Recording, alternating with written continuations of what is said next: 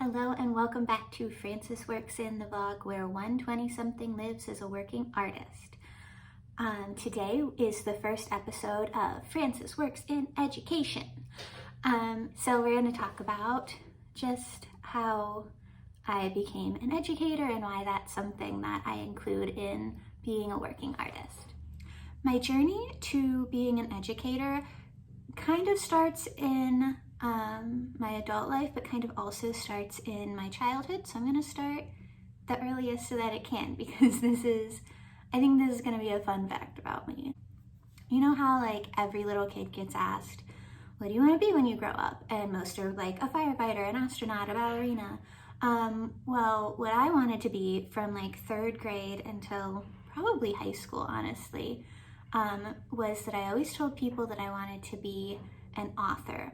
But I knew that authors didn't make that much money, so I was going to be a teacher so that I could teach in the school year and I would have the summers off to write and be an author. And everybody thought that was very pragmatic of me, and I was so smart, and they couldn't wait to see me be a teacher because I was a precocious child, so all of the teachers loved me and they loved hearing that I wanted to be a teacher.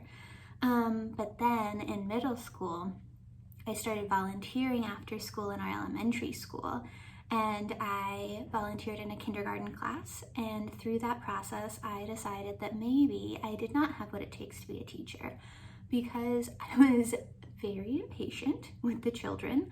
I was a gifted kid in school, so I was sitting there with these kindergartners during their center time, trying to like help them with things. And because I was like a precocious gifted child, I never learned how to do something twice. I always just got it on the first try. So I don't like, there's a disconnect in my brain. Like, I don't know, well, at the time, I've learned since then, but I for a long time didn't know how to like explain things or like break them down because I had never had to have things explained to me or broken. Well, I had things explained to me, but I never had to have them like broken down and repeated in different ways. So I was in 7th grade and 8th grade, I think I did it for 2 years, volunteering in this kindergarten class, just being stymied by these kids who were struggling and not knowing what to do with them. And I took that to mean that I was just not a good teacher and I wasn't going to be able to do that, so I needed to find a new dream. Fast forward through high school and college, I think I'm going to be an actor and a costume designer in different places. That's another video that we've already seen. And then after I graduated, I was struggling with art and being an artist. And like, guys, here's the secret. All artists need a day job. So I needed a day job. And my mom had actually been a substitute teacher for a really long time. And like, I knew that she had started that because she had been a stay-at-home mom for a really long time and she wanted something that was going to be like flexible with her kids' schedules. And so I was like talking to my mom about it, and I thought like maybe substitute teaching is right for me too. And also in Ohio, which is where I live, you don't need a teaching degree to be a substitute teacher. You just need a bachelor's degree in anything and a clean background check to get that license. So I was like, got both of those things. I've never committed a crime, have a BA in theater and English, so I could even teach English classes long term. So I got my substitute license and I started working in the school that I went to as a student, as a substitute teacher. And for a long time, I did that for about a semester at first, and then I went and I did my first summer stop gig. And then I came back that fall and I did a whole school year of substitute teaching. And then I went to my apprenticeship and with the Regional Theater in Cleveland. And then COVID hit. And then, so like I had a school year that I took off and I didn't substitute teach. And then this past school year, I substitute taught for, I think I came in October. So not the whole school year, but most of it. And at first I was just a daily substitute. So I would come in every day. I would get a call from our substitute coordinator and they'd say, you know, this is where you're gonna go today, or that like, are you available for 3 days next week to teach this class, and I would say yes, and I would go in. And I picked it because I could say no. And in a lot of like part-time jobs, or, you know, things that we think of as like artist day jobs, like you can't pick your own schedule.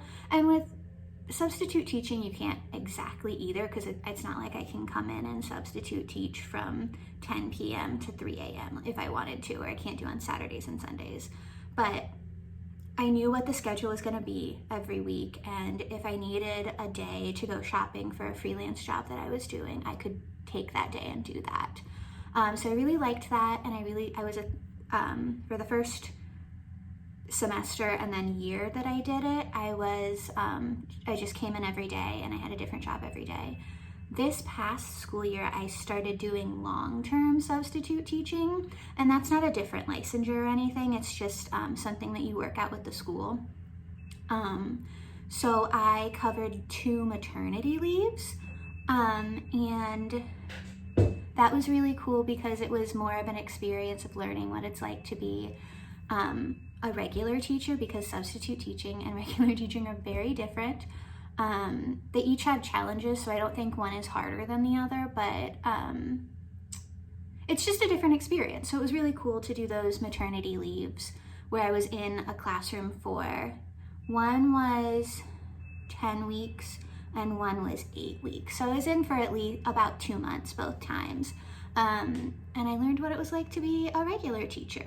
And through all these experiences, I think education has really become a secondary passion of mine. Like, I'll always love theater most, but I also get really fired up about education, and especially public education. And, you know, everybody says they care about education, but I really learned a lot about it. And it's, when I was toying with changing careers, that was what I was toying with. So it still might happen. Maybe this will turn into the vlog of a 20-something teacher, who knows? But that was my education journey in working in education. I hope that was informative and that you're looking forward to more vlogs about education, because trust me guys, I'm gonna have some great things kids say videos, which will be amazing. So stay tuned for that, and I'll see you next time. Bye.